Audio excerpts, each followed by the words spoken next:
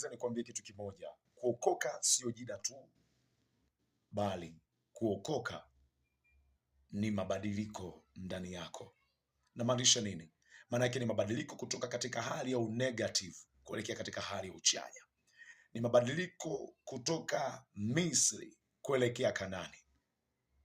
Lakini sio mabadiliko kutoka Kanani kuelekea Misri, hapana. Ni badiliko ndani yako. Roho Mtakatifu anapokuja ndani yako lazima aje na kitu kinachoitwa badiliko.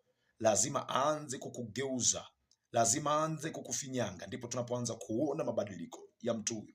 Ndipo tunapoanza kushangaa juu ya tabia zake. Biblia anasema hata alipoonekana Sauli aitwaye Paulo, Biblia inasema kwamba watu wakasema hapana, haiwezekani. Kwa nini? Kuna namna walikuwa wamemzoea, lakini Roho Mtakatifu alipoingia ndani yake akaleta badiliko. Hii ni dakika moja na Evangelist Jovin Chafu. Karibu sana, usiache kusubscribe pamoja na kuandika komenti yako.